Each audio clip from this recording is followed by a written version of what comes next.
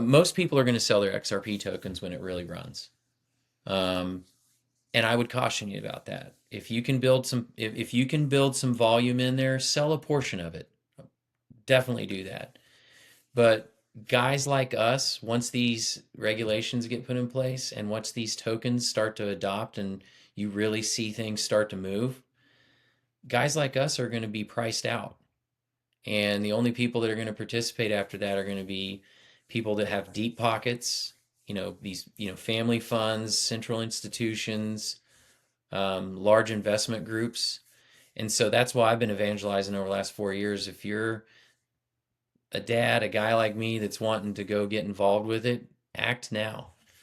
Because when these do appreciate, you're going to get priced out pretty quickly. It's a very amazing time to be alive right now, in my opinion. I've had people call me an idiot. I've had people tell me I don't know what I'm talking about. All that changed about 2 months ago when XRP made its run from 50 cents up to almost $3, a little bit over. Suddenly the text messages coming into me were like, holy cow, how do I get this? How do I get into it? I got off active duty and started drinking pretty heavily, like really heavily. And it got pretty bad. And I will never forget the night that I just had enough. And I got down on my knees that night and I just begged God to make it stop. Because if this stuff runs, I want to be able to go back over to India and set up what God showed me to set up and not have to worry about where my money's coming from. If you've been interested in crypto, if you've been thinking about dabbling in the crypto space and blockchain and anything like that, you need to watch this interview because Trent knows everything there is to know from this perspective about how a dad who's trying to break free, who's trying to get escape velocity, can take advantage of this opportunity that probably won't come again for a while. If you think $2 is expensive, it's going a lot higher. So I highly recommend you ignore what price it's at right now and just keep accumulating as much as you can. So what I hear you saying is that we're basically on the cusp of a complete sea change on how we do all commerce in the world. What can they do to get their foot in the water and to start taking advantage of the sea change that we're starting to see? Almost nobody knows this because they're not paying attention. How much do you think you need to be able to facilitate that?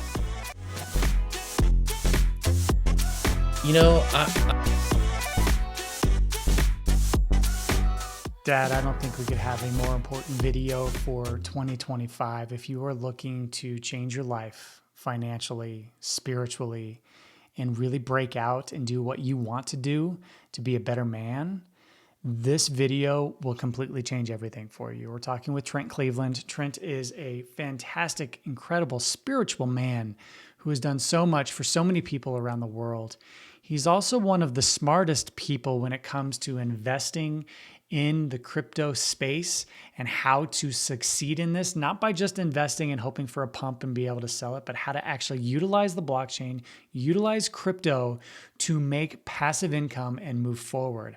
This conversation is profound. It's completely changed the way that I think about how I'm moving forward financially with my family and most importantly with God. You're going to love this one. We're going to get Trent on quite a bit, but please now enjoy my conversation with Trent Cleveland. From the perspective of, I know I probably too much. It's a challenge of mine.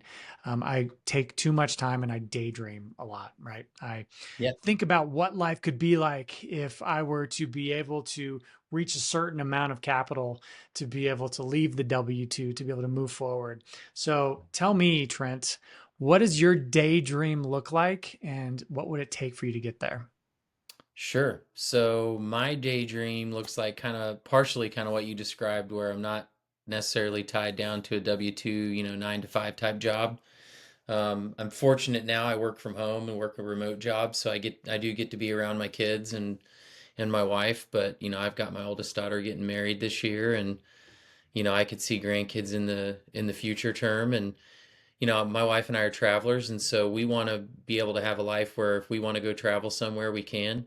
If we want to go do something with our girls as they get older and their families, we want to be able to go do that. And to be able to have vehicles in place that can provide the income that we need We don't necessarily have to be tied to a desk or a computer, and can take off and go do our thing. I really don't. I wouldn't say I'm ever going to retire because I'm always going to want something to do. But I don't want to be at 50. I don't want to work until I'm 55 and then try to figure out what I want to do with my life. Yeah, I know. So I don't know if that makes sense, but that's just to be able to have those shackles taken off and make my own decisions. I couldn't agree more. And it's, a very similar situation, right? I'm 43 almost. We're similar ages. And when we look forward, your kid, one of them's already getting out of the house, getting married. But in 25 years, when you're supposed to be getting the gold watch from your company, you're going to miss the best part of life that you have with your kiddos. So, I mean, that is Yeah, to me the biggest driver of what that daydream looks like, right? And the opportunities. that's right. So, what you mentioned it briefly, but where do you see yourself if everything works in your daydream in 3 years? Yourself, your wife, your kids.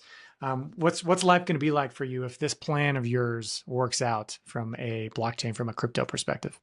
Yeah, that's a good question. I think a couple of things. I think if things work out like we're kind of thinking they're going to, um, the current job where I'm at right now, where both Timo and I are, I kind of see that being kind of my last like office job, if you will.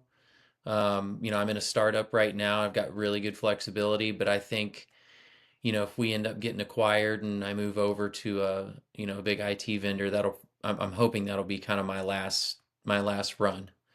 I would like to, I'm 46, and so by the time I'm 50, 50, no later than 55, if possible, but, we'll call it 50 since you're asking the 3-year question, um, to be able to make the decision if I want to keep doing that or not, and to be able to comfortably walk away from that. And, I've got another daughter right behind my oldest one and participate with her and her life stuff, and then our 9-year-old. So, I would like to, in 3 years, be able to say, you know what, if I don't want to do this anymore, I'm completely comfortable with walking away from it and pursuing other projects for myself.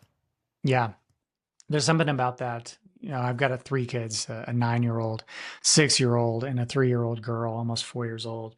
And I look at this as the time where I want to be able to spend the time with them, not be on the road traveling for work, and just to be able to do that. So for me, what is the walk away number, right? What is the number where I can go to my wife and I can say, all right, I've got this much.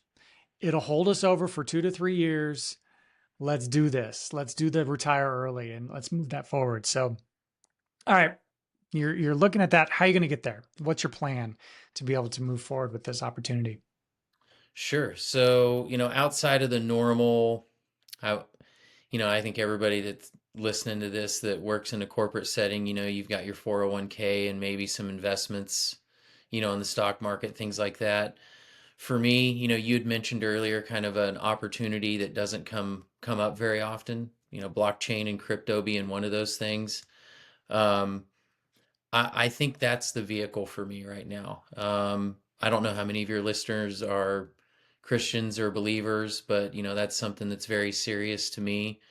And we started me and one of my business partners, that Brett.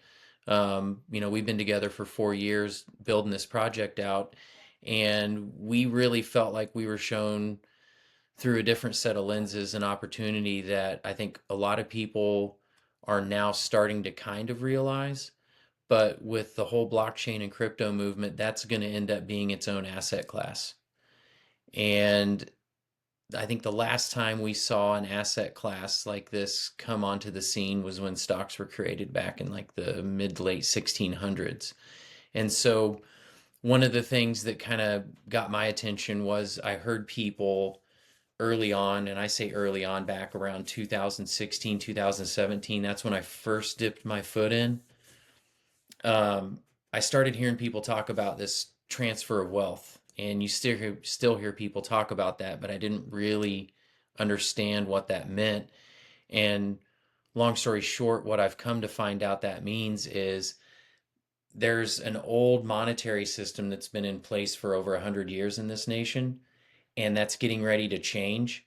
And so in our view, this transfer of wealth is everything coming off of the old system onto this new digital system, and that wealth making a transfer from old to new. And for all of us retail investors or retail traders, obviously we're not big whales. We're not like a JP Morgan. We're not, a nation state or a World Bank or anything like that, or a central bank.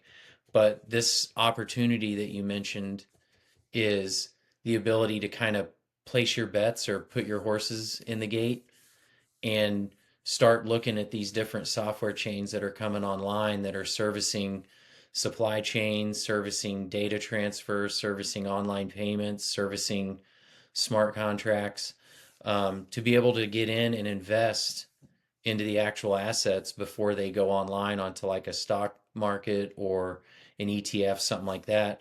But to be able to, own hard assets at really low prices right now, kind of like Bitcoin was, 8 to 10 years ago. And if you were paying attention to that, you've seen what it's done over the last 13, 14 years. I think we've got that getting ready to happen, but on a grander scale. And so we started positioning ourselves about 4 years ago, looking at this, not even looking at it from a Bitcoin standpoint or from any of the meme tokens.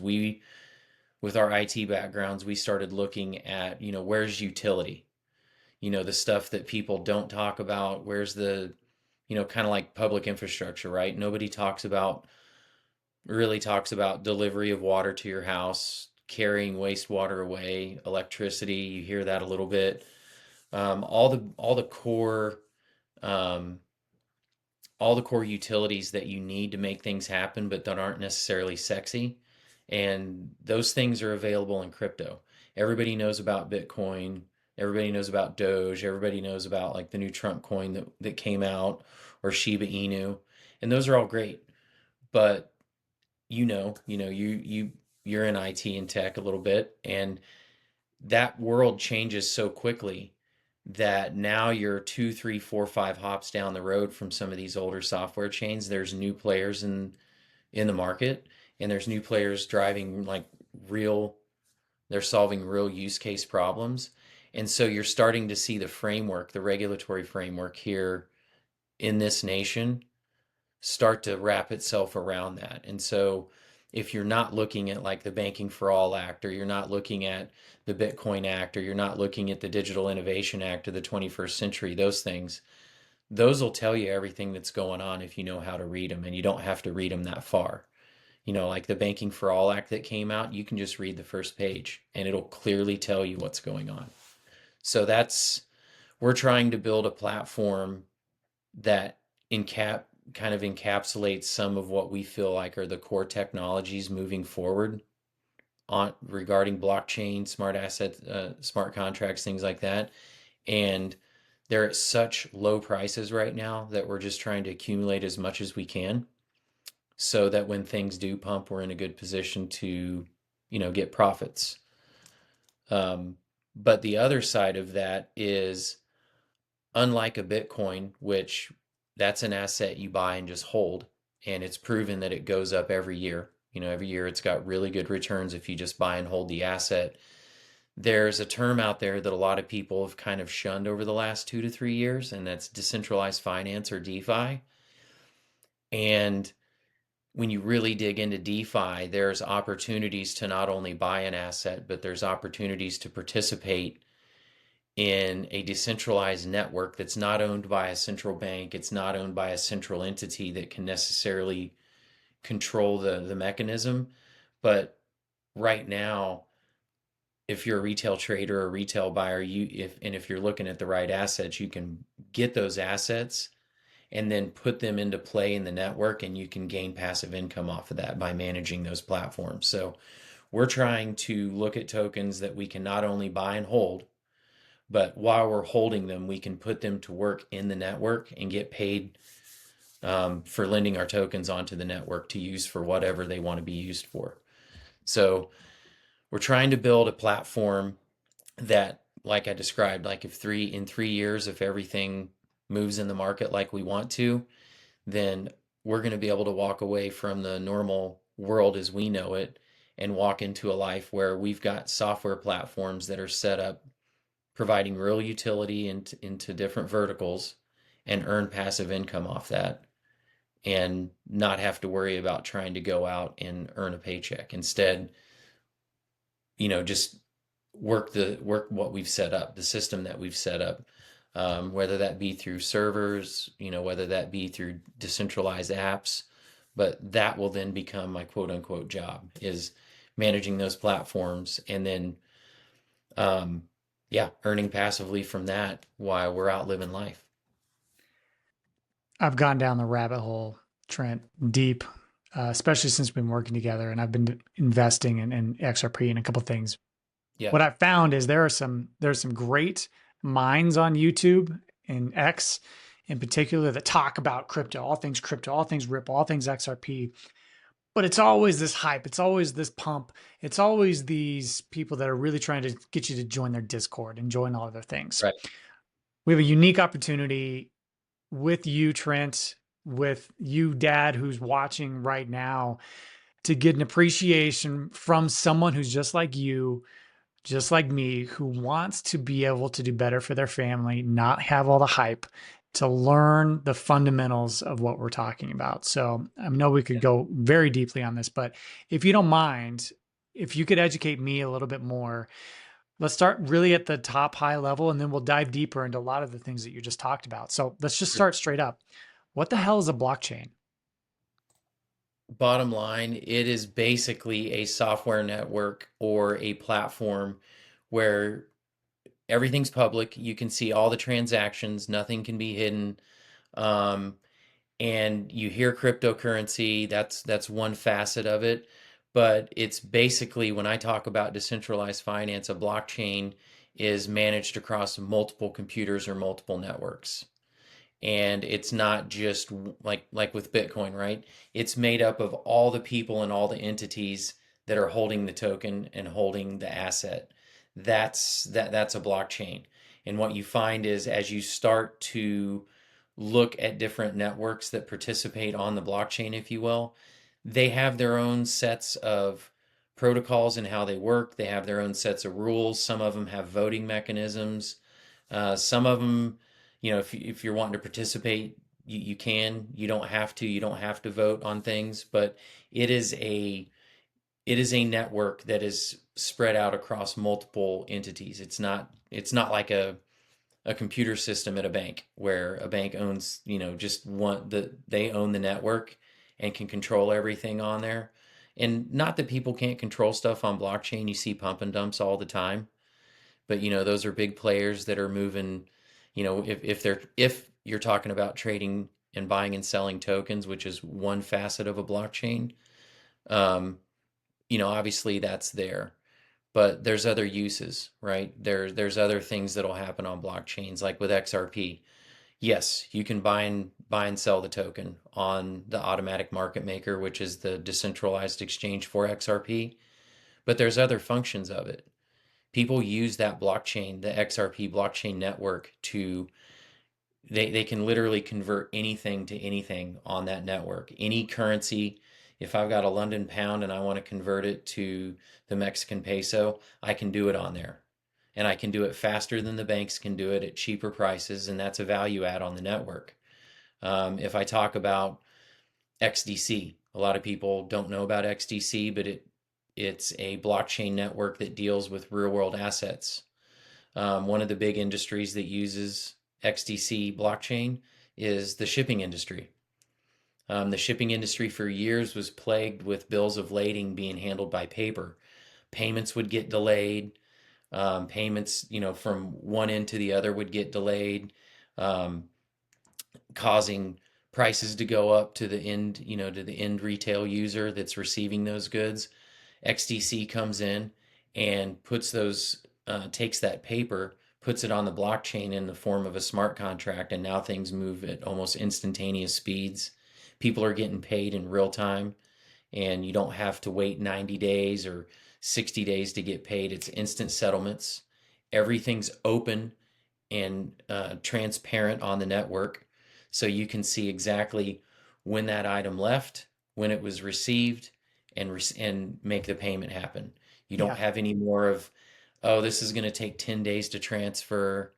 And so, you've got, I won't go down the whole road of Nostro Vostro or anything like that, but it's just a way to move it more autonomously on a network to participate, and it's transparent. Everybody can see what's going on. Yeah, I mean, you mentioned the DeFi, decentralized finance, but you have traditional finance, TradFi. It's kind of the thing, right? You log into your Capital One account, which we won't get into. And when you log your information in there, right, you're going to one basic central server and all of Right. the information is in there. So that can be both manipulated, hacked into, and it's not as secure. Whereas if you're in a chain and every single node on that chain is able to communicate with the other ones, if you take one away, they're still able to communicate. So that's where Exactly. the blockchain's really critical, right? Right. That's 100% correct. So where does, you mentioned it briefly, in the olden days, Bitcoin was kind of the key player, right? Still is, of course. Where does the cryptocurrency come into the blockchain discussion? Uh, in a couple of different ways. Trying to think the best way to describe this. You've got folks that get into crypto just to get the pumps. The people that are buying and selling tokens. There's one of the things that's big right now from a regulatory standpoint is the number of meme tokens and the number of altcoins that, you see it all the time. People make stuff out of thin air, hype it up like kind of what you talked about, get people to invest, and then they dump the token, right? So you've got people that are constantly chasing, profits, um, constantly chasing tokens. Uh, during COVID, there was a big push early on, if you remember, when everybody was talking about NFTs, and the NFT talk kind of went Non-functional away. tokens, right? Non-fungible tokens. Fungible. Yep. And the NFT conversation kind of went away after about 2 years. There was a lot of people they found were manipulating the prices of those. I own a handful of NFTs. Some of them I actually am using right now. They're a smart contract for me. But I think to answer your question, I think there's several different ways. The cryptocurrency comes in. Main number one, I think, is people that are just looking to trade, looking to day trade, looking to scalp, looking to do whatever they want to do, whatever they've got to do to make any kind of profits, regardless of what the token is, what it does or doesn't do, who's behind it. There's people out there, they don't care about any of that. They're just there to trade and make money. Um, Other uses of it, there's some blockchain decentralized platforms that we're in right now where the the cryptocurrency itself is used a couple of different ways. For me as a decentralized user, I'm taking the tokens that I bought tokens because you have to use the tokens to be able to operate on the network, right? So I've got on one platform called Constellation, we hold a large bucket of tokens, and the token's called DAG. It's a decentralized acrylic graph, but the token itself is called DAG.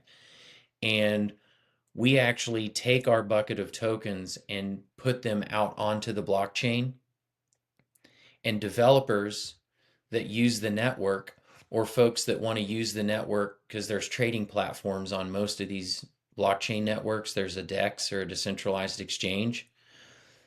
Anybody can use those tokens. And when they use those tokens, they're borrowing them to participate on the network, and we get paid a portion of that for lending our tokens out. That's what interests me. Is there an element of taking profits on these? Yeah. Over the last 4 years, we've been building up a significant amount of volume in the platforms where we invest. And we do have it set up when the prices appreciate, there's a percentage that we're going to take out as profits, reinvest when the asset corrects, but then take some of those profits and put them into other business ventures. That's what we're interested in. We're not chasing spikes. Now do we have price targets out there? Yeah, but they're up there because we've done the analysis, and we think that once regulations are put into place and once adoption starts to happen, they're going to hit some big prices. Um, the other the other side of it is, and what you're seeing now is where the actual cryptocurrency comes in is you're starting to see some of these big trading TradeFi and big institutions start to roll out ETFs around cryptocurrencies. I think Grayscale and BlackRock have Bitcoin ETFs. There's an ETH ETF, and I think 2 weeks ago several institutions applied for an XRP ETF. So there's going to be an element of folks that, from a cryptocurrency standpoint, are going to purchase those through an ETF to hold the asset, again, for profit. Yeah. Most people, from a cryptocurrency standpoint, in my opinion, are getting into crypto and blockchain and DeFi for what I first mentioned, was for the initial, short gains. People are trying to catch these big pumps that they've seen Bitcoin do, that they've seen Ethereum do, that they've seen Doge do. And I just think, from a dad standpoint, from a working man standpoint, it's hard to do that because you got to be glued to your phone all the time. And that's why we started looking at the DeFi, and that's where the crypto comes in there. It's more of a buy and hold, and you use it to earn passive income, and you can earn some of those profits as the token appreciates. So that's kind of how I look at it. Yeah. That's where the actual cryptocurrency comes in. But there's so many other applications around blockchain other than just the tokens themselves. And I'll give you one good example of that. So back in 2020, when that Banking for All Act came out, and I'll tell you the name of that for your listeners. You can look this up. This was my initial like aha moment. So it's 35 S.3571. It's the Banking for All Act. You can look that up. S.3571. And one of the things it mentioned in that, I don't know, I can't see it on here now. I don't know if it's been redacted, but one of the big things that was mentioned in the Banking for All Act, and there's another one called, I think, the Digital Dollar Act. I'll look it up here in a second, but it mentions of the voting system going onto the blockchain. And about 6 months after that Banking for All Act came out, around August, September timeframe, there was an article that was run in the end of August, and then another one run at the beginning of September of 2020. The second one was run by Forbes. You can look it up. All you have to do is type in Forbes, United States Postal Service, blockchain voting patent. They filed a patent in August, and it got put on second page news at the end of August, early September. But there's a proposal to bring the current voting system as we know it onto the blockchain, where it would be where everybody would get a pin. I think the original way it was set up is you'd have to go into a post office, and they did that because, in my opinion, because I think they know that not everybody has the same computer setup, has the same ability to get, internet access, but there's always a post office out in these rural areas. And so they talked about setting these kiosks up where you go in and you vote. And what I originally read was you would have a 14-day window to go vote, and you could change your vote during that whole time as long as you had your PIN. But as soon as that window closes, the vote results the same day because it's a blockchain network, it's transparent, and you can see it live time. And you can tell, you might have somebody that might change their vote 10 times over those 14 days. But as soon as that time ends, pencils down. So there's a ton of other applications out on blockchain other than just the currency part of it. And I think once you start going down that road, it'll open your eyes up a little bit. It can get a little information intensive. It can get, you can get overloaded and just get burnt out. I've been through that. But I think if you step back and look at these congressional bills that are making their way from the Congress over to Senate, um, if you're good at reading tea leaves, those acts, and I'll send them to you, Ryan, so you can send them out to your Yeah. listeners. Post them. But there's four big ones, and I think if you really look at, not only look at when they were proposed, look at when they went to Congress, and look at when they go to the Senate next, because I think if you look at all four of those, it's going to tell you exactly where we're going. And for those that don't know, the US is, I think, one of the last nation states to come on board with this.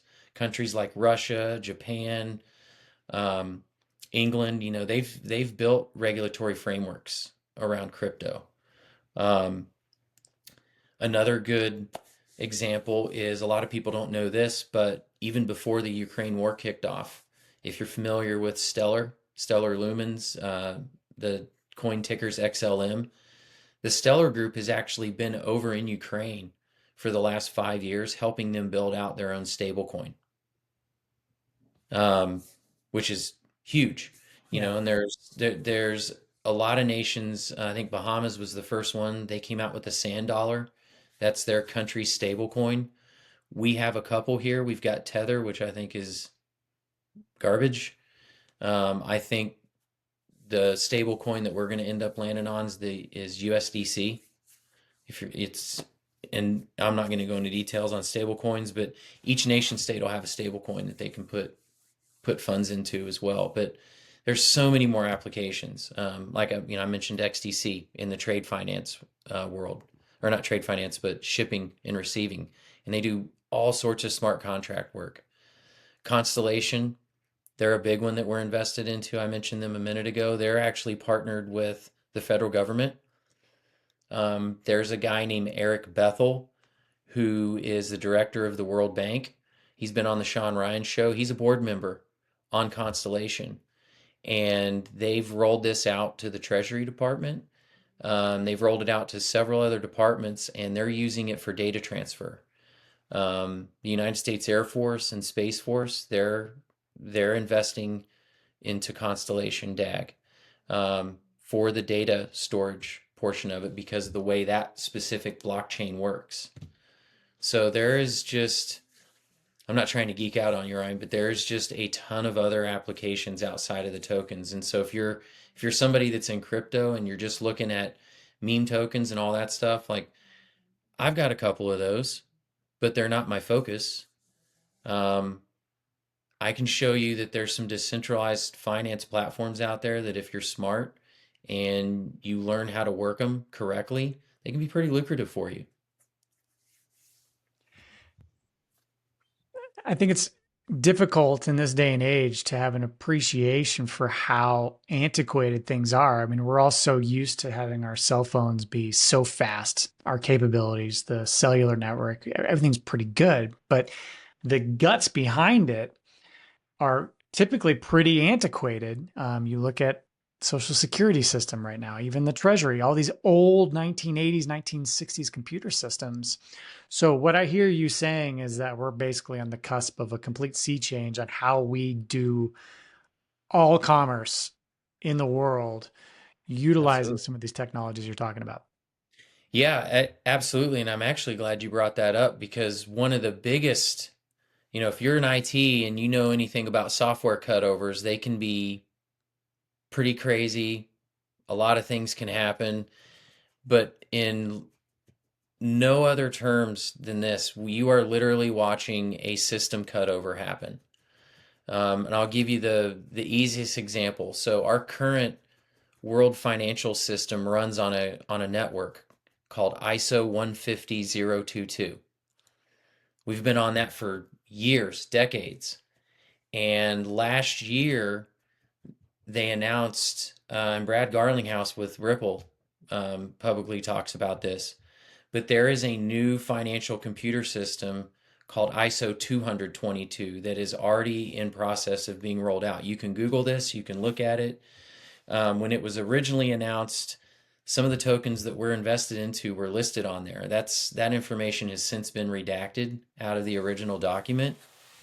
But last year in November, all major banks across the globe, all of your world banks, all of your central banks, all of your nation states, and then trickle that down to all of your big financial institutions that we know over here, right? Like JP Morgan, BlackRock, all those big institutions, they all know this. But that cutover started last November, and they have until the end of 2025 to be completely cut over onto this new system. and that's happening right now. Um, and all of that is happening right now as we've got a new administration coming on, and then you've got these four bills that are being presented. So again, if you look at the bills and then you kind of take a macro step back and look at, you can Google this too, ISO 150.022 to 200.22. You can look that up. That is in process right now. Any of these big banks know it. Any of these nation states, they all know that. And yeah, it's a big change coming. A lot of the banks are fighting it right now. They have been for the last 3, 4 years. That's why you saw all the negative press, I believe, around crypto. If you listen to anything Gary Gensler talked about, he took multiple crypto and blockchain companies to court and sued them. He also lost a lot of those as well. They manipulated and suppressed the market, I believe, and not to help any of us out, but in my opinion, it was to help all these other nation states and all these big banks and big companies accumulate the assets that I was talking about earlier in the podcast because they know what's going to happen. And Well, so and this they is wanted a central bank digital currency. They wanted to they control did your money. I mean, they that's the did, which typical liberal approach. thankfully that got shut down, right? That goes Yeah. back to the TradeFi central finance type deal. That's exactly what it is. And look, you're on blockchain, like again, I told you it's transparent. Everybody's going to see everything anyway on there. But to your point, if one node goes down or if one computer goes down or one server goes down, you're still that's not going to hinder you being able to get onto the network. Yeah. But yeah, it's a very amazing time to be alive right now, in my opinion. It's, I couldn't be more excited. I think this is going to completely change the game for my family, for your family. You Yeah, mentioned Garlinghouse, the CEO of Ripple. Can you give me yeah, just kind of a quick synopsis? What is Ripple? What is XRP? What does that sure. technology in particular mean for the future of DeFi in particular? Yeah, I like Brad. Brad's a straight shooter. He's very well connected in the finance space. If you watched him during COVID, he was working with Christine Lagarde. You can look her up. He's been going around. They've been beta testing the Ripple network. They've been out all over the world. But really, to answer your question, XRP and Ripple are two different entities. A lot of people get this mixed up.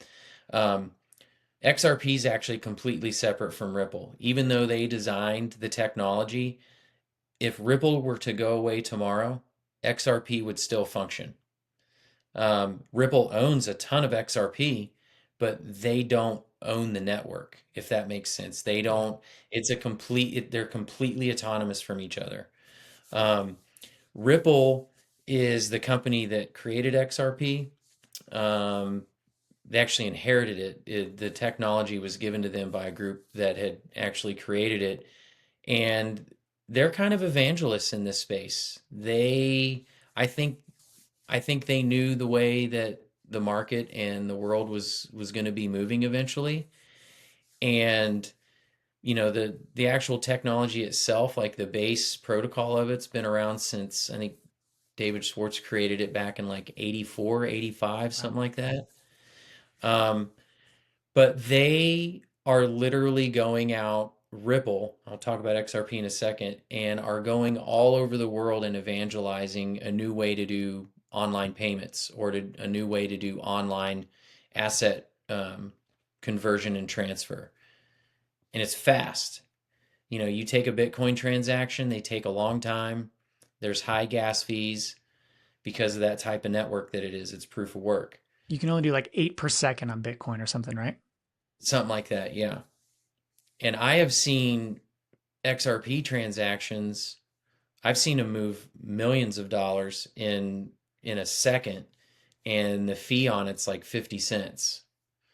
Very low carbon footprint, and that's one of Ripple's big things is they're trying to be carbon neutral, I think by 2030, and they're trying to show that there's a way you can do blockchain payments, there's a way you can do blockchain transactions without exorbitant gas fees and without having to wait you know, let alone right now, we have to wait a couple of days sometimes, but, to have to wait 45 minutes to an hour. So they're out, they've done a lot. They've gone out, they've really pushed hard against the SEC. They've got that open case right now that was dropped on them back in 2020 and is still ongoing. But that was necessary. There was, I went through my times during COVID where I was kind of second guessing what I was doing just because the media narratives were so strong and there were so many entities that were paying to speak out against them. But Ripple, the company, paved the way big time for a lot of these, for basically everybody else outside of Bitcoin and ETH. Because Bitcoin and ETH were like Bitcoin's considered property, right? It's classified the same as if you had a house. You can borrow against it like a house. It's considered a hard asset. Everything that Ripple's gone through over the last 4 or 5 years against the SEC and the government is to make sure, one of the biggest things is to make sure that them and everybody else that comes after them, if they play by the rules, which the rules have to be redone so they can be classified properly and not be classified as a security or a stock, which they're not. Now, does Ripple have its own stock? Yeah, Ripple has its own company stock that it sells, but it has nothing to do with the XRP token. XRP is important because of the function that I was telling you about before. I can transfer money instantly from anything to anything. That's the way it's described. Like if I go on to the Uphold exchange right now, which runs on the XRP ledger, I can literally take silver. I can buy silver bullion on there, and I can trade it to XRP. I can take, I can take and transfer it over to US dollar like instantly on there. I can.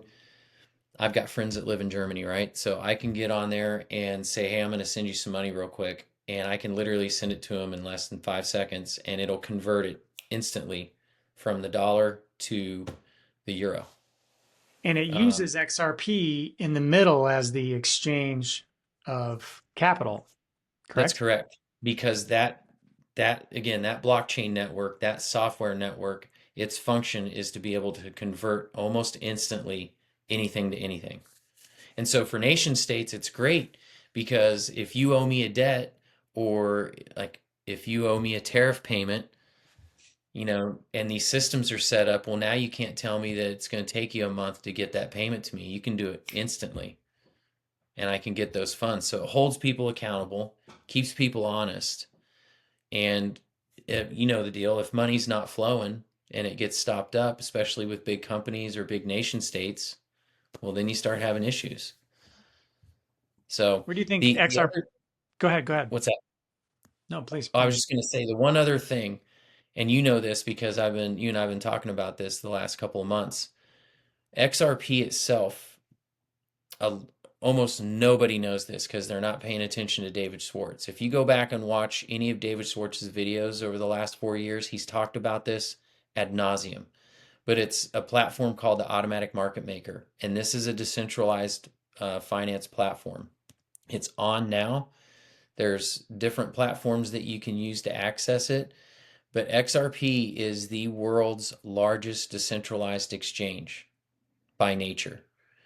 And you can get on there, it's open source, you can build side chains on there, you can do projects on there, doesn't matter. But there is a function where if you are invested into the token itself, you can take your tokens and you can put them into liquidity pools on the decentralized exchange. And as people go on there and trade tokens, which there's trade pairs right now active on there.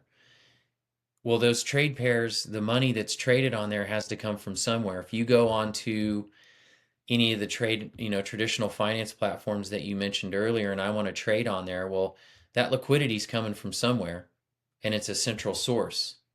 With decentralized finance, now you and me can become the source. And if I want to participate today, let's say you and I both participate today, that's cool, but you decide tomorrow, man, I'm going to take a break for a week. I'm going to go do something else. You don't have to participate. That exchange is still going to operate because there's people all over the world putting liquidity into that exchange. I can put that money in there, or I can put those tokens in there into these pairs. And as guys go on there to go day trade or to go put buy limits, sell limits on there, they're using my tokens to make the transaction. I get paid out on that every day if I participate on there. Um, and they have some very unique, I'm not going to geek out on this, but they have some very unique mechanisms in that software platform that no other DeFi platform has. Especially if you look at a term called impermanent loss, they don't have that on that platform because they have a mechanism called the continuous auction mechanism. So you're not losing money on there to arbitrage people. So there's guys out there that have figured out how to make money off of guys like us that are participating, and they'll come snag a portion of our fees through arbitrage. And they've taken that out. There's none of that there because of how quick the network works. We're getting paid our full amount every day that we get paid out on providing liquidity. So if you get a chance, go type in the automatic market maker. It's on the XRP website and read all about it. You can participate on that. It's You just need a fantastic. lot. It's recommended that you have a good volume of the XRP tokens. So if you think $2 is expensive, it's going a lot higher. So I highly recommend you ignore what price it's at right now and just keep accumulating as much as you can. How much do you think you need to be able to facilitate that? I don't, everybody's got different thresholds. The way the automatic market maker works, like it's going to bode better if you've got higher volume. I would say if you can have 10,000 tokens or more, it's going to be worth your while. If you're somebody that doesn't have that amount of tokens, participate on there anyway because you're going to be earning anyway. It just might take you a little bit longer, but that's a great way to most people are going to sell their XRP tokens when it really runs. Um, and I would caution you about that. If you can build some volume in there, sell a portion of it. Definitely do that. But guys like us, once these regulations get put in place and once these tokens start to adopt and you really see things start to move, guys like us are going to be priced out. And the only people that are going to participate after that are going to be people that have deep pockets, family funds, central institutions, large investment groups. And so that's why I've been evangelizing over the last 4 years. If you're a dad, a guy like me that's wanting to go get involved with it, act now. Because when these do appreciate, you're going to get priced out pretty quickly. There's another really important part to this entire discussion, and we're going to come back to how to get into this. I want to talk specifically, though, about the other component, which is why we do all of this, why we are here on this earth. And it goes to what you initially brought up, right, which is faith Yep. and how that all comes about. So I'm going to go up real quick and make sure that my son is in bed. Can you give me 30 seconds? And how are you doing? Do you still have some time? I know it's getting late, My folks. 9-year-old's asleep. My two older girls are doing their thing, so It's I'm good. 10:44. We shouldn't be more than 20 minutes, but let me just go make sure Bromley's down. Yeah, no, Sorry. no, no rush, man. Sorry about that, man. He would just What do you keep want reading until like 10 o'clock if I to? let him. Yeah, I hear you on that. You want to? So let's continue down that path, Trent. Okay. We talk about faith, and I Yeah. know you've alluded to it already that faith is your primary driver. I'm Yeah. just kind of coming into this space. I've talked a lot about this to those watching this channel, but I literally just 2 weeks ago got my own new family Bible and had it custom made. And it's That's been awesome. about a year's journey for me to kind of appreciate that there is more purpose. There's more to this world. There's more to what we are here for. I started joining into this faith journey with my father passing, my mom getting pretty sick, and a lot of these things, and just thinking, all right, what's the point of all this? And then I look at being very interested in XRP. I look at being very interested in getting an escape velocity so I can spend more time with my family. And I feel a little bit guilty about it, right? Should I be greedy in trying to get out of this rat race when everybody else is in it? And the first thing I did just last night is I went through and I pulled up the parable of the talents, right, in Matthew. Yeah. And as I was looking at that, let's see, Matthew chapter 20, I've got it right here. When he goes in and talks about how to be a better steward of money, right, Trent? And Jesus talks about a very wealthy man had 3 servants, and he gave 5 talents, or basically 5 bags of gold, to one, 2 to the other, and 1 to the third. And then he went off, did whatever he did for a couple of months, and came back. The first one doubled the money. The second one doubled the money. The third one was scared, buried the money, didn't even get interest in the bank. And Jesus said that he came back and he banished that third one because he did not take the money and do things with it to grow. As I was sitting guilty last night, and after I read that again, and I've known that parable of the talents for a while, it started to help me get an appreciation for this is why we are here. This is why we want to do things for our family, because you have money, you need to do God's will with it to increase, to improve it. So I say all that to, one, should I feel guilty? But more importantly, two, I'd love to hear your faith journey and why you are where you are when it comes to standing with God today. Sure. I'll answer the second one first, and that'll kind of parlay over into why I don't think you should feel guilty. I've been on my faith journey for a while now. I mainly attribute it to my wife. I believed growing up, but I did 10 years in the military, and, just point blank, I wasn't following why I was on active duty. I was solely focused on the job at hand and just wasn't really around that type of environment at all most of my time while I was on. Once I got off active duty, right before I got off active duty, my wife got us into a small group, and I had never done small group before. But there was a gentleman in that group that I started learning from. He was a little bit older than me, was in business, was doing very well for himself, and was not ashamed of his faith at all. And his name was Lonnie. And we did small group with him, I think 2 or 3 years. And during that time, I watched Lonnie get colon cancer, which was inoperable. He had stage 4 colon cancer. And I watched through his faith how God healed him. And I watched how from that small group, things started changing in me and my wife's life. And my transition when I got off active duty was not really good for me. And drinking had always been pretty prevalent in my family growing up. And I just had a lot. I had a failed business that didn't work out. I got off active duty and started drinking pretty heavily, like really heavily. And it got pretty bad. And I will never forget the night that I just had enough. And I got down on my knees that night and I just begged God to make it stop. And the next day I got up and went to work. I was working for my father-in-law at the time, and came back and thought I'd drink a beer. And every single one of them that I opened up tasted disgusting.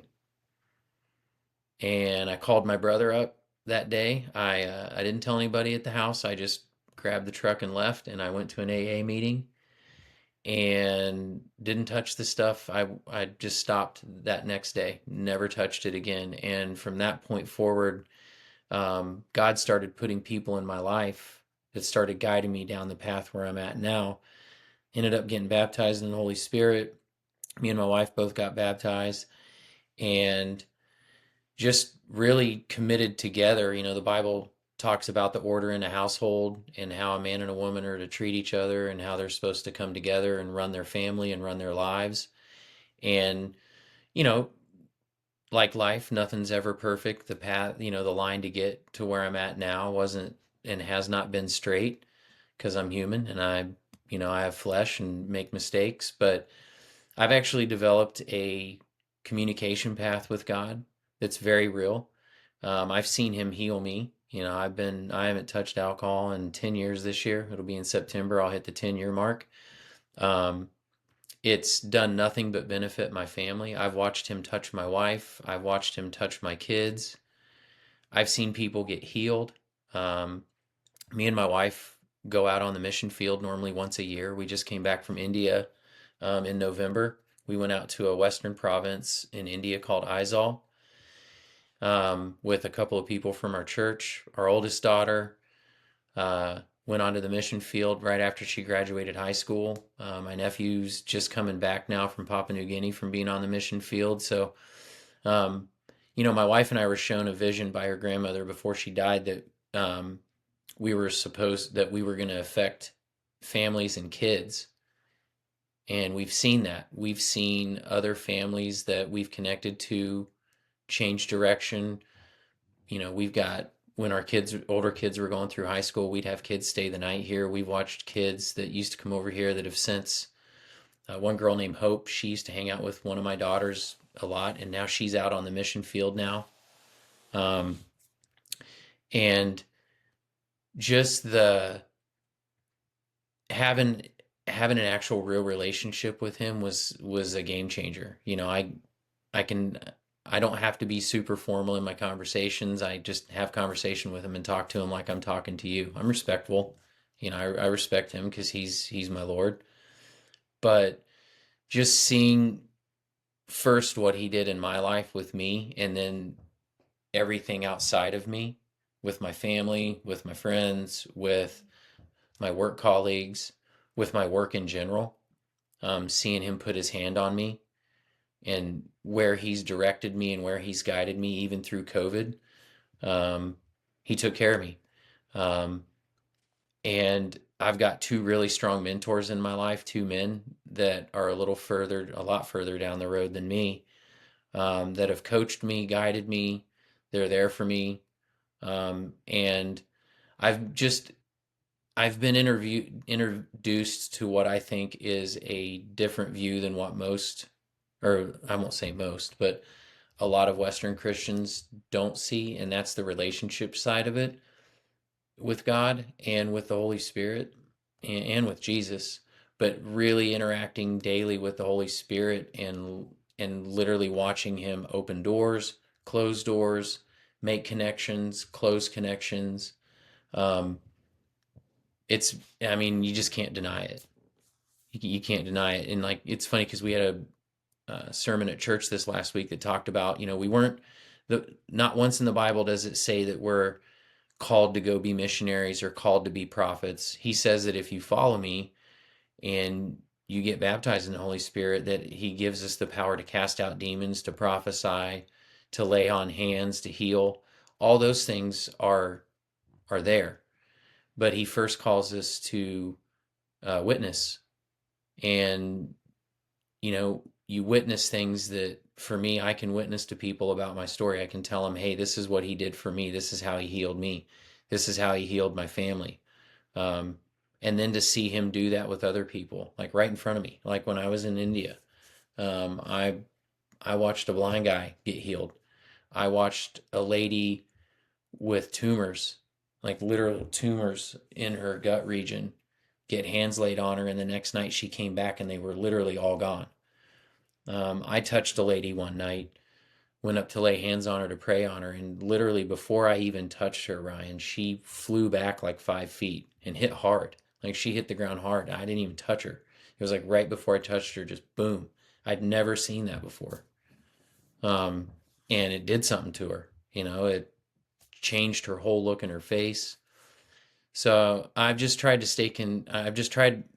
to not ever forget where I came from, and to not ever take for granted what he does for us, even when we don't know, or even when we don't necessarily see it right in front of us, or even if he asks me to do something crazy or shows me something crazy, like I was telling you earlier, how I initially got into investing into XRP, showed me a vision one night. I'd never paid attention to XRP before. He walked me down a very interesting path on getting invested into XRP and have never looked back. Um, so yeah, it's a lot of it, the where we're at now, the path was my wife's diligence. Um, she wanted something from us that, she grew up a little bit differently with her faith. She had some grandparents that were just amazing. I didn't necessarily have that view of God growing up, and so I avoided that. I avoided being one of those guys that talked about the gospel, being one of those guys that talked about laying on of hands because I hadn't really seen it before and didn't know if it was really real or not. And then when he healed me, I was that neck. I mean, he made me a believer in less than 18 hours after I prayed for him to make it stop. So, yeah, I don't know if that answers the question, but that's how I got to where I'm at in my faith journey. And it's not been a solo path. Brett, who's one of our business partners, Brett's been riding with me ever since I met him, and he's been in the trenches with me. He's seen me go through stuff. I've been there for him, and even he's got an amazing story with how he got his kids and how him and his wife, um, they've got five five kids, and it's an amazing story. They were told they couldn't have kids, and they've adopted three, and then they've got two of their own. And literally on the day anniversary where his wife was told that she could not bear kids, she got pregnant. I mean, that's not random to me.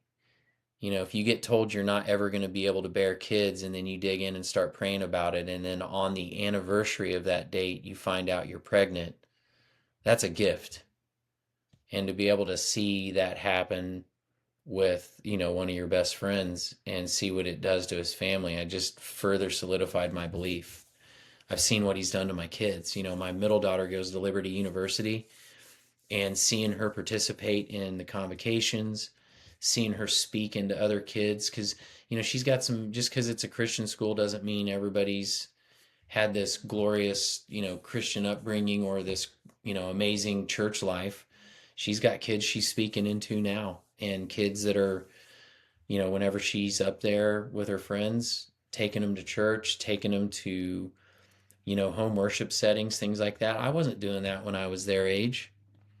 I wasn't doing that at all. I was the exact opposite. I was avoiding that. My kids don't avoid that, and that's a gift to me because I've specifically prayed that my kids would be bold, that they would not be ashamed, and that they would, and I pray this over them daily, that the Holy Spirit that's in them will spill over and start touching other people around them. Even my 9-year-old does it, and she doesn't even know she's doing it.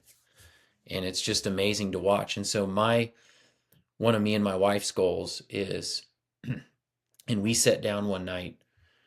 It was about a year after we moved into where we're living now, and we sat down in a living room and faced each other and held hands and just prayed for all the generational curses, even the ones we don't even know about, to be broken off of our family bloodline, and that God would use us as conduits, and would use us as instruments to go out and do kingdom work for him.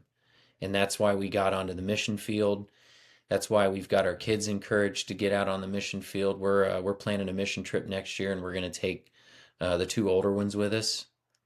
Our youngest one's not quite old enough yet. She wants to go, but she's not quite old enough yet. But and so I bring that up to then walk into your first question, which was, should you feel guilty? And here's why I say no to that. I felt guilty at first too, and still until God started unpacking what I think and what we believe is the path we're supposed to be on. Do we want to make profits off of this that we're building? Yeah, absolutely. But there's a reason we want to make profits for that, because the business model that we've set up, crypto is only one portion of that. There are other vehicles in there. We've got a small business portion of that we want to be able to invest and buy, or invest into other small businesses to help people. If the situation's right and we've got funds to be able to help somebody get a business off the ground, awesome. We're going to use that as a chance to speak the gospel into them and to tell them, like, look, we got to this point to be able to fund your business through listening to God. Do you know him? Have you met him before? One of the other arms is real estate. We want to be able to go buy land. We want to be able to go buy, if we can go buy homes and make rental homes at affordable prices for somebody that can't afford a home, that's a blessing. If we can go in and pay somebody's home off and help them with their mortgage, I would love to be able to do that. And we want to use that that's why we're in decentralized finance. We want to be able to use the continual passive income that's going to come off of these platforms to be able to do things like that. Whether it's through a gift, whether it's through we do the loan to them on the Usury system, which is a zero interest loan. That's how they used to do it back in Jesus's time. And you give somebody a zero interest loan and allow them to get into a house or to a piece of property with their family and not pay interest on it. That'd be a huge blessing to somebody. The other portion of why I don't think you should feel guilty and why we don't feel guilty now is because we know without a doubt that once these crypto platforms start running, we're going to take money off of those platforms as it deems necessary and go onto the mission field. I'm going to go back over to India this year. God gave me a vision while I was there on some stuff that he wants me to start setting up and working on, and that takes money. Through the work with my mentors and through the books that I've been reading, I'm a firm believer that God does give people big dreams, but he gives you big audacious dreams that you can't do on your own to force you to have to rely on him to make it happen. And so part of this whole business plan that I'm kind of describing is anchoring off the crypto platform for now until it gets going, so then we can fund these other activities. So to further answer your question, what do I want to do in 3 years if this stuff runs? I want to be able to go back over to India and set up what God showed me to set up and not have to worry about where my money's coming from. Not that I'm not going to have to raise money for something. If I do, I do. But if I've got a platform that's able to cover utilities, cover travel costs, cover, things like food, cover things like if I need fuel, like if I need a couple of vehicles to be able to operate somewhere, awesome. Hey man, I've got an app right here where I can send you money instantly right now. Where can I send it to? I don't have to wait a week. I don't have to wait 2 weeks for that to clear. I can give it to them immediately and not have to worry about it. And part of, I think, working towards a dream is there's hurdles, there's roadblocks, and we've been going through a lot of those over the last 4 years. We've had people, I've had people say terrible things to me. I've had people call me an idiot. I've had people tell me I don't know what I'm talking about. All that changed about 2 months ago when XRP made its run from 50 cents up to almost $3 and a little bit over. Suddenly the text messages coming into me were like, holy cow, how do I get this? How do I get into it? So I'm real serious about that part. Like I don't talk about it a whole lot to people because it hasn't come to fruition yet, but I believe it's going to. And so I don't feel bad I don't feel bad that we're creating a platform that I know is going to create massive passive income. I am going to use a portion of that to live off of. He wants me to have that. God wants you to have nice things. He doesn't want you to idolize those things, but God wants you to have nice things. He wants you to be, not obviously wealth is, encompassing of a lot of different things, a strong marriage, a healthy family, you yourself being healthy, both physically and spiritually.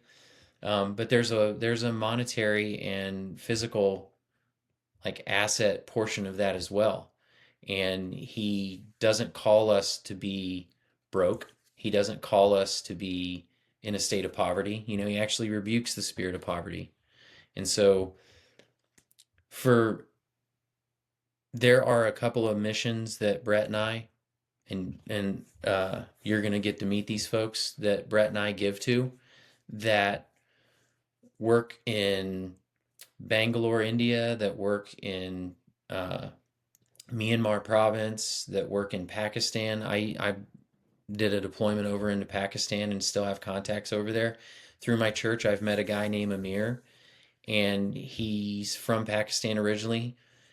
He lives over here now, but his family still lives over there. And, you know, they are helping families over there get homes, start new jobs. Brett and I have taken some of our crypto profits last year and put seed money into uh, Amir's ministry, and we've freed two families out of their current state and moved them. They now have a home. Before, they weren't living in a home.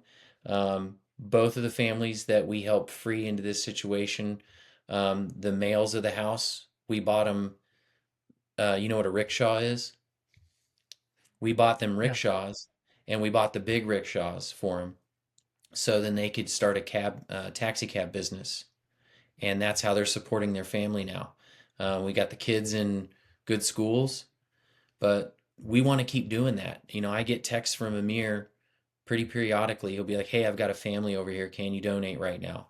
I can't, but it's powerful because my church is big on missions. And when Brett and I decided to give, I went to my pastor and I said, "Hey, me and my business partner want to give to Amir because he's friends with this pastor." And I just felt called to ask him this. I was like, "Would you guys match us?" And so my church matched our first donation to Amir's ministry, and we freed two families in one shot. And then we went back and freed another one about 2 months later. They were working at these brick farms where they get paid like fractions of pennies on the for the day. And the only way that they can have housing and accommodations is they have to take loans out from the brick farm owner. And they're permanently indebted. So part of what we donated to these ministries paid off their debt, got them free of their debt, and then put them in a new home, got them a business so they were self-sustaining. And that's what God called us to do.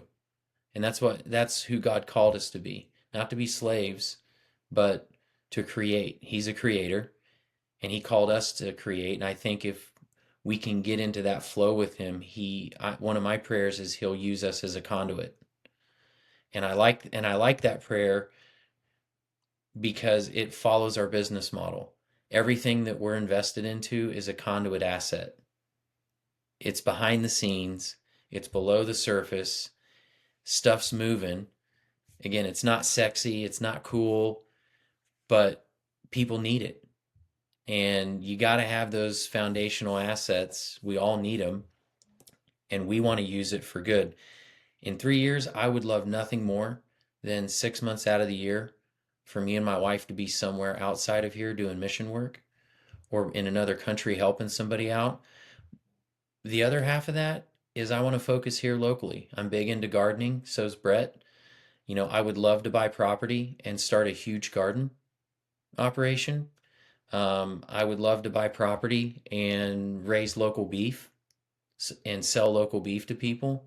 Um, I want to get into doing honeybees. You know, I would love to sell honey, but the gardening piece is huge to me.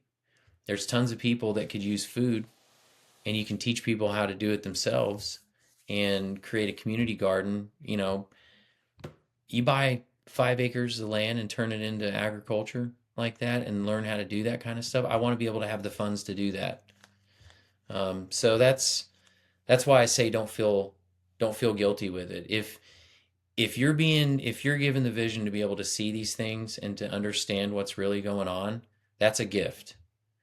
And don't feel guilty if you can take that information and, yes, take care of your family and take care of yourself.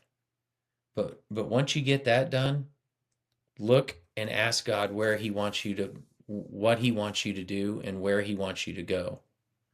Um, and you might not like it at first, like, because I wasn't one that really wanted to go on missions and go do that kind of stuff. But when you go on a real mission trip and you see real work done by God and you see people's lives really get impacted, not to like go somewhere like the Canary Islands or to Belize or something like that, and or to Mexico down to like Puerto Vallarta and go do mission work. Like there, that's okay. Like that serves a purpose. Go somewhere hard. You know, this last one my wife and I went on, that was a trek, and it was rough. But once we got there, it was totally worth it. It was amazing. And I want to be able to go do that. I want to take you with me on one. I want to go do that. And I want to focus here in the United States too. There's a lot of people that need the gospel. I just think it's a different approach over here than when you go overseas. So I say don't feel guilty. Um, I say that if you ask God to show you what He wants you to do with it, He's going to show you, and just be obedient to that. Um, you're going to get blessed for that. You know, I want to be able to give away $1 million in missions. I want that more than anything, because I know that put in the right hands of folks that God's called to go out and do stuff that you and I aren't doing, is powerful, is super powerful. And more importantly than the money, I want to get this. I want to get this going because I want my kids to see it, and I want my kids to see it so much. One of the goals me and my wife have is we want our grandkids born into a believing family where there's no doubt in them when they grow up. They already know. You know, we pray over our grandkids now, the ones that aren't born, just like we pray over the husbands for our daughters that haven't shown up yet. We pray that God's going to put the right men in their life. I don't know that my parents prayed that over me. I don't know a lot of folks that find that, how do I want to say it? I don't know that there's a lot of people that would think that's sane to do that. Like, why are you praying over somebody that hasn't even existed yet? That's prophecy, because I'm prophesying over my daughters who I want them to be in a lifelong marriage with.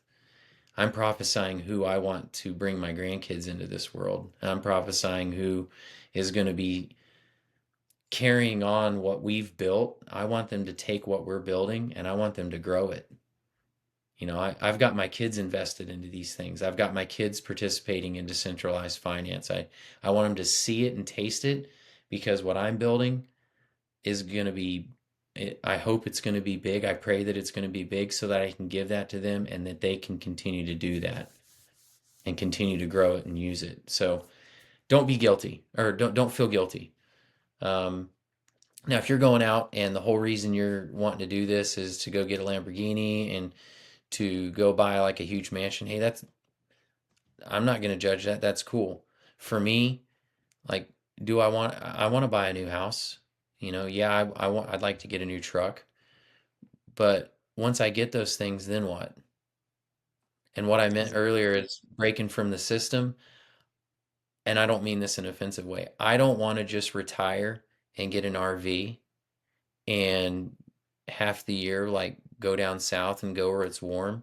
I don't want to just seek leisure, because I don't think we're called into that. I want to continue. That's what I'm saying. I'm not ever going to say I'm retired, because as long as I'm doing kingdom work, I'm not retired. And I don't want my kids to grow up with the mindset that I described either. Like, if you're in your 50s, cool, man. Like, that's just a number. You've got stuff to do. Go do it. God will give you plenty of missions to do and plenty of things to do. So that's a long, long way to get to it. But yeah, I don't think you should feel guilty. Three things primarily come to mind out of that. The first being money makes you more of who you already are, right? I mean, you know Right. this. If you're an asshole, you're going to be more of an asshole with more money. If you got to this point in this podcast, you are not an asshole. You have the right mindset. You have the right ethos. So more money will help you to, in your case, do the fantastic mission work and everything you just articulated, Trent. For my case, it's supporting my child's preschool, Yep. Harmony Christian Preschool, right? They need more money in order to survive as a Christian preschool in the Colorado education environment. I want to support the classical school that my sons are at. I want to support my local church. I want to support our community. Those are the things that you need to have the money for in order to be able to facilitate. So, yeah. Yep. And, to your point, I mean, it's lonely being a man, being a provider to your family in this world.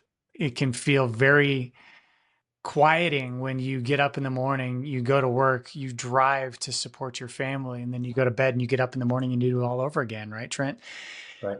There is more to life than that. And there is a partner that you can have, even if you don't have close friends, which you should. We should have an absolute group, a tribe of men. But there is this man called Jesus that can be on that walk with you.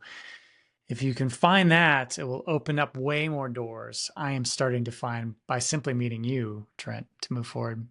The final thing, you mentioned it briefly, and I think this is so critical. And I'm glad you dove deeper on your dream, your daydream, because I knew there was Yeah. something more there.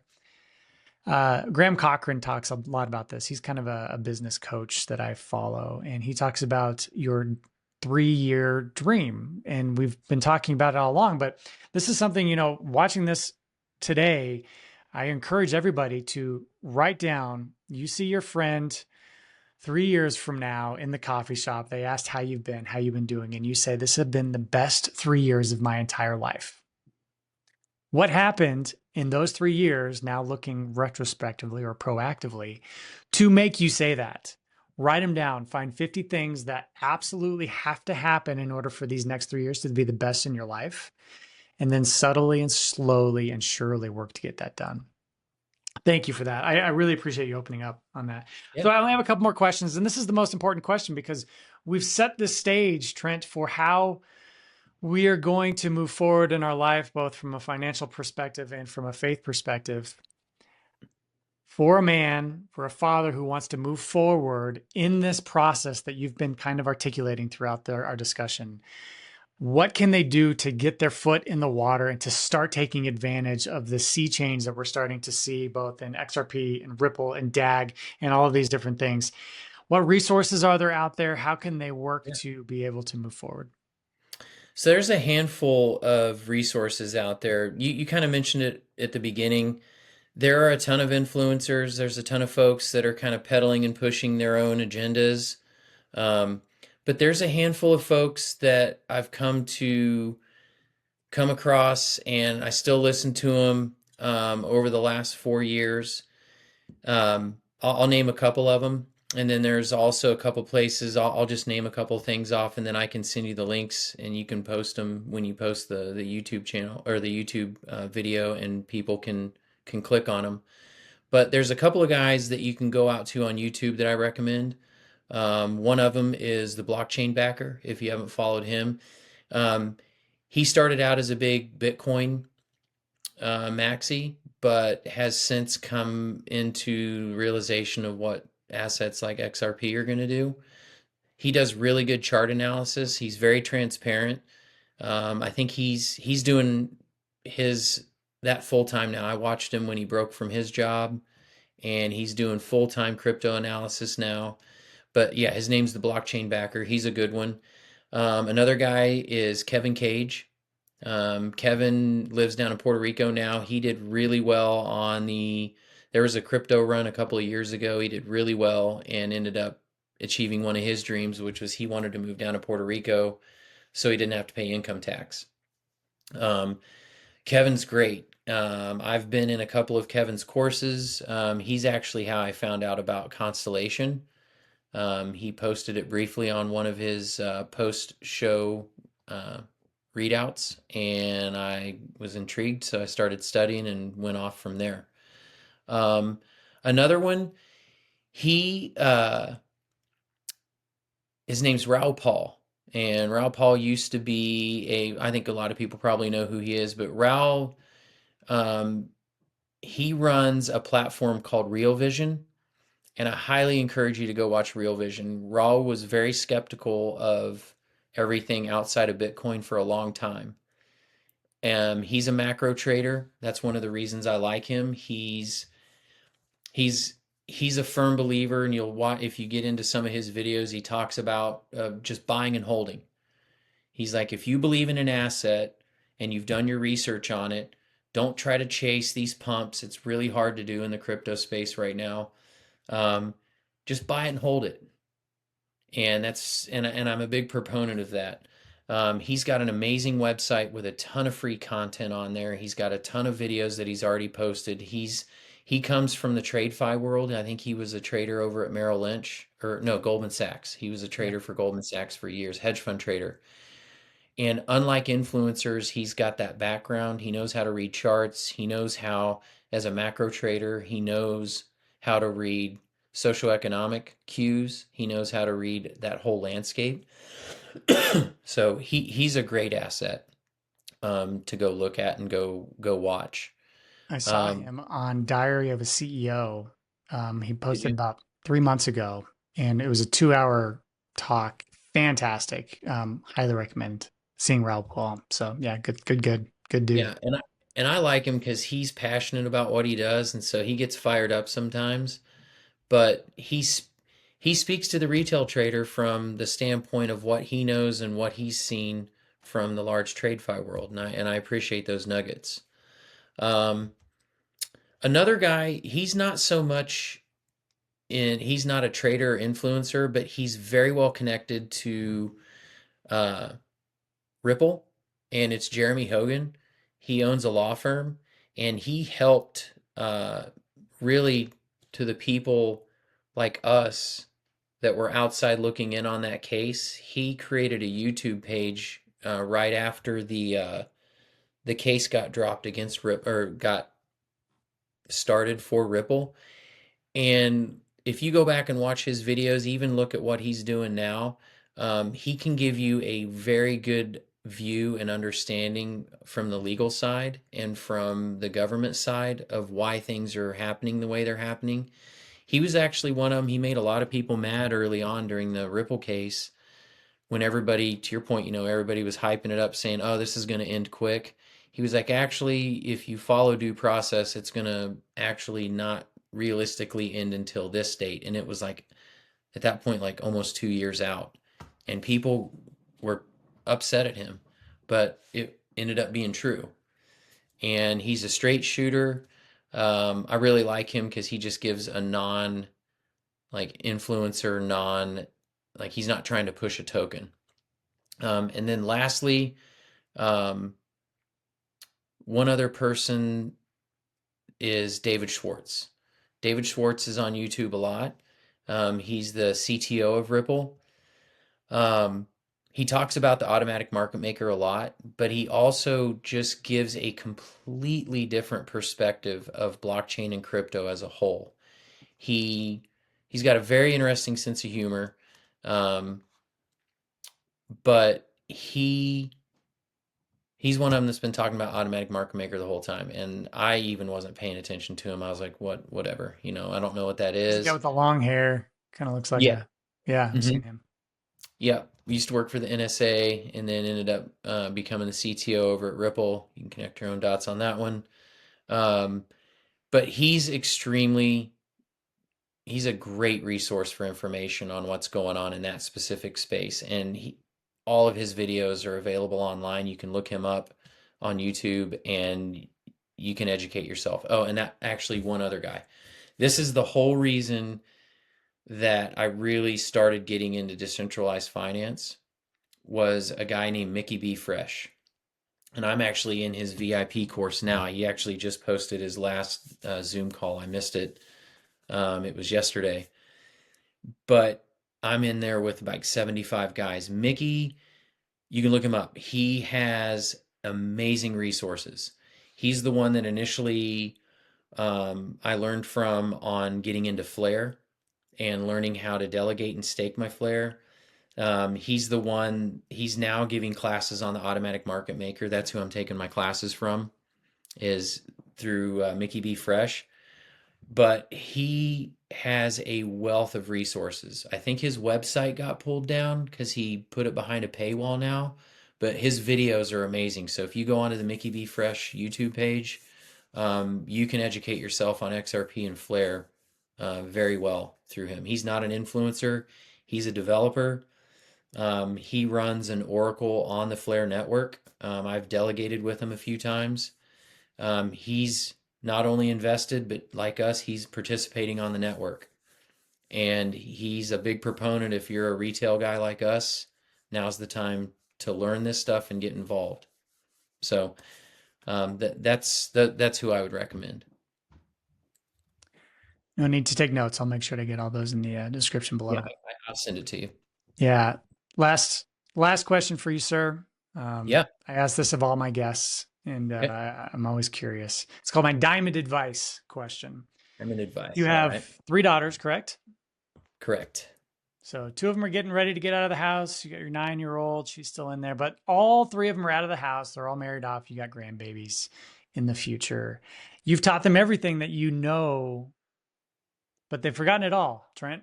They've forgotten everything you taught them except for one piece of diamond advice that they can keep with them. What is that one thing that you want your 3 daughters to make sure they have? I tell them this all the time. You don't know what life's gonna throw at you. I've been in a position where we lost everything. We've gotten stuff back. If you've forgotten everything and you've lost everything, the number one thing, my diamond advice is always keep God number one over everything in your life and rely on him. If you can do that, there's an infinite amount of promises in the Bible. I know not infinite, but there is a plethora of promises in the Bible where he states that from the beginning all the way to the end, even through Jesus, even through his disciples, and even through the apostles and prophets. He's spoken through all of them and promised that. So that is my number one diamond advice. Trent Cleveland, I'm honored to call you a friend, sir.